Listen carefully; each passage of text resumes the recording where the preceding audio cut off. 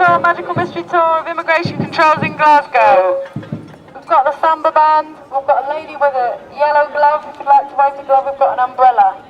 This is sponsored by Red Stripe, this event. No, not really. No free beer, but you will get a lot of information about what goes on in this city in terms of immigration controls, and it's information you can take back to your cities. So let's go on a little visit, and we'll be pointing out some of the monuments on the way.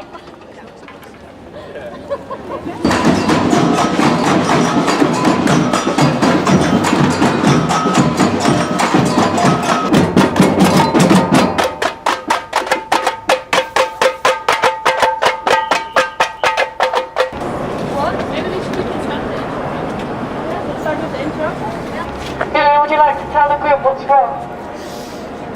They took my husband. Oh no, where did they take him? I don't know, we were about to get married and they asked him if he had a right to be in this country and they just took him. I don't know where he is. Ladies and gentlemen, I think that's a tragedy. So the reason we brought you here today is that it's actually illegal for a British person to marry a non-EU citizen in this country without permission from the Home Secretary.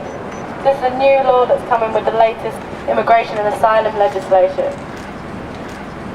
To give people an idea, the kind of laws which are applied to refugees and asylum seekers, which don't affect our lives but are having big effects on other people.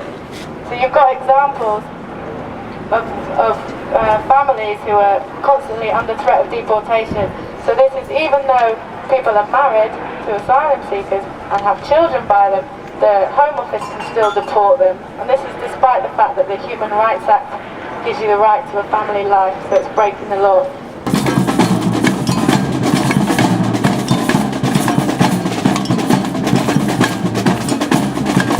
So this council, although they originally started off providing people with housing, are also being forced to make people homeless.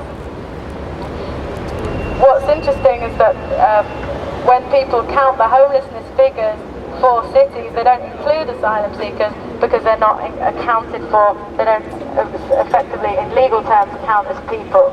It's illegal for local councils to spend public money on asylum seekers whose claims have failed, but at the same time, asylum seekers aren't allowed to work and they've stopped receiving benefits. So people are put in an impossible position, and the city council has to enforce those rules.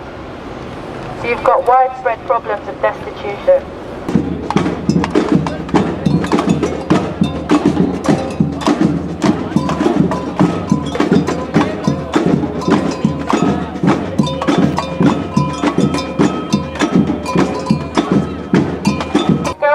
We're going around to say that refugees and migrants are welcome in this city and around the country. We're pointing out some of the laws and regulations that we disagree with that are happening in this city and around the country, and to give people ideas of places to visit in their own cities in the future. Can you hear me? I can hear you. Okay, this is a magical mystery tour of immigration controls in Glasgow. The reason we've come to a Witherspoons is that when you're a failed asylum seeker, there are only a few places you're allowed to go to get food. Previously you might have heard of voucher systems that they had for all refugees and asylum seekers. That's been scrapped. Now they've just got vouchers for people who are failed asylum seekers who are getting emergency support. However, they don't give this money in ways that people can use it and choose what to buy. It's the value of about £30 a week. And one of the places they have to spend it is Witherspoons. You might ask how far would £35 go in Witherspoons? Maybe you can help me. Do you do halal meat in Witherspoon? Yeah. Halal. Do you do halal in Witherspoon? No. No.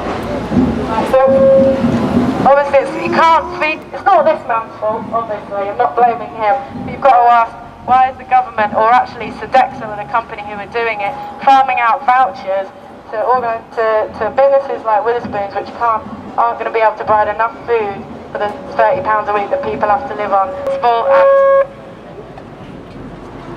We need newspapers to start being responsible and telling this true story for refugees and asylum seekers, and we can start with a Scotsman paper.